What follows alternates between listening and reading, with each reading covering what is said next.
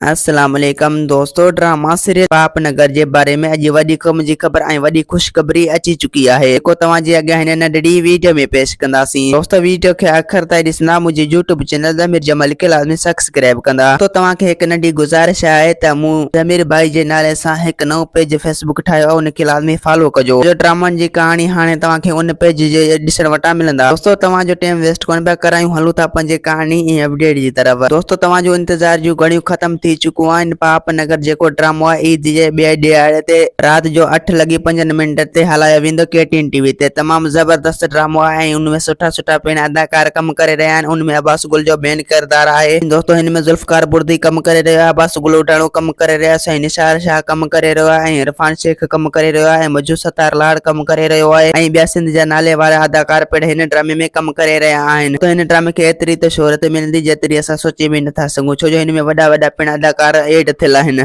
ही ड्रामो KTN TV खे एतिरी त शोहरत ॾींदी जेतिरी असां सोचे बि नथा सघूं। ऐं दोस्तों हिन वीडियो खे शेयर कंदा ऐं काफ़ी दोस्तनि ताईं ही वीडियो पहुचाईंदा जेके पापनगर ड्रामे जो इंतज़ार करे रहिया आहिनि। दोस्तों इंशाल्लाह बाक़ी सुभाणे को ॾींहुं आहे, बाक़ी परीं ॾींहं में तव्हां वटि पापनगर ड्रामो राति जो 8 वॻे पहुची वेंदो, 8:05। तो पापनगर ड्रामे जी कहाणी बि सुठी आहे ऐं उनमें सुठा सुठा पिण अदाकार कम करे रहिया आहिनि ऐं उन जा 3 स्पेल मुकमिल थी चुका आहिनि ऐं चौथो स्पेल जो तयारियूं हली रहियूं आहिनि, यानी ईद खां पोइ जी चौथी स्पेल जी शूटिंग शुरू कई वेंदी। काफ़ी दोस्त भी अब्बास गुल उटाणे जो कम करे रहिया आहिनि। हू पुछी रहिया आहिनि अब्बास गुल उटाणे जो ड्रामो कॾहिं ईंदो। दोस्तों तव्हांजो इंतज़ार जो घड़ियूं ख़त्म। अब्बास गुल उटाणे जो ड्रामो अची रहियो आहे 8 तारीख़ ते राति जो 8:05 ते। तमामु ज़बरदस्त ड्रामो आहे। तो हिन वीडियो खे शेयर करे ऐं इन इंतज़ार वारे दोस्तनि ताईं लाज़मी पहुचाईंदा ऐं उन्हनि जे लाइ हिकु वॾी ख़ुशख़बरी आहे ऐं वॾी तोहफ़ेदार वीडियो आहे। दोस्तों उन जे करे हिन वीडियो खे लाज़मी शेयर कंदा ऐं उन्हनि दोस्तनि ताईं ज़रूर पहुचाईंदा। इहा तव्हांजी कम आहे। दोस्तों उम्मीद आहे कहाणी आई हूंदी अव्हांखे पसंद। असांखे ॾींदा हाणे इजाज़त, वरी तव्हां सां मिलंदासीं के नई ईंदड़ वीडियो में। जैसी थी मुझे ख्याल रखना। खुदा हाफिज़।